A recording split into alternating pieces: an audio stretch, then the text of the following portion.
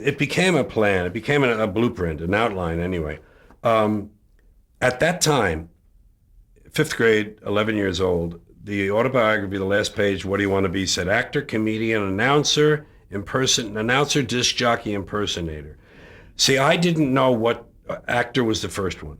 I didn't know what this would lead to. I only knew that I loved standing up in front of people and having their attention. And because I heard a lot of music on the radio, pop music, Martin Block in particular on WNEW had the Make Believe Ballroom, and he'd play the top 40 every week and list them.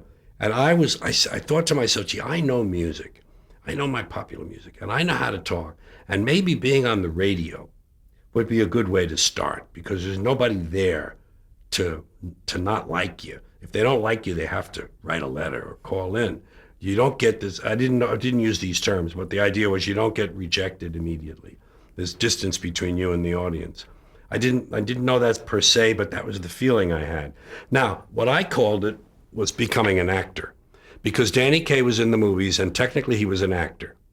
Bob Hope and Red Skelton in the movies I also liked, and technically they were known as actors. So I called it actor. I want to be like Danny Kaye. I want to be an actor. But my plan was get to radio first, and there is some small town. And if I'm real good at it, I can move to a larger town. And if I'm real good there, I'll go and become a comedian in the nightclubs around there. And if I'm good at that, then I'll try to be a movie star, try to be an actor. I mean, the idea was very loosely, you can see, put together, but the idea was to find a path to becoming like a Danny Kaye, and I called it actor, and unfortunately I programmed myself with that word, and it wasn't supposed to be that way. I didn't know. Who knew? Who knew? I needed that outlet. I mean, I needed to do that. And my mother, when I graduated from 8th grade, I didn't go very far in school. I quit high school in 9th grade. So, but I didn't know that in 8th grade when I got out of grammar school. Nice, good Catholic school, very progressive Catholic school. No corporal punishment, no uniforms, boys and girls together in the class. Everything was discussed, and the teachers were required to have secular degrees. The nuns were brilliant nuns. So I came from a wonderful school. When I graduated, my mother said, well, I owe you a graduation present. You think it over during the summer, what you'd like. And I said, okay. And in fall, I went down to the Christian Brothers, the disciplined boys, down at St. Bernard's for my first year of high school. And I had a brother who said to the class, anybody wants a camera? Class, anybody wants a camera? I have a clergyman's discount. I can help you get a camera for a discount. He was a real hustler, Brother Conrad. And one of the things he mentioned was tape recorders. And I went, huh. And tape recorders then were not sold in consumer stores.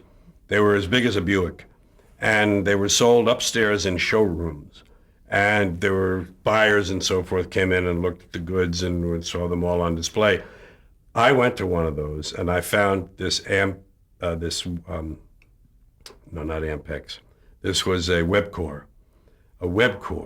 And I got my mother to buy me that tape recorder. And I started making tapes at home.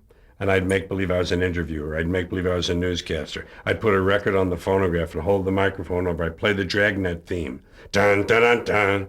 Dun, dun, dun, dun, dun. And I'd take the mic back, let the music continue, and I'd say, it was Friday, I was working the robbery detail. You know, it was great. And I did, this was something, now I'm at this time 13 and 14, and I had this tape recorder all through 13, 14, 15, and so on. And the kids knew, and I would do little playlets about the neighborhood. I would make fun of the authority figures, the shopkeepers, the parents, the priests, the policemen, all the people who were in charge. And I would do these little skits. And I had my brother's crowd, which was older than I, used to tell him, bring Georgie to the party and tell him to bring his tape recorder. Bring Georgie. And these kids were all up into making out and stuff and drinking and everything, and I wasn't. And I'd come with the tape recorder and I'd play these things for them. So I was getting fed the whole time I grew up. I was getting reinforced. You can do this. This is good. You're fun. You know, this works.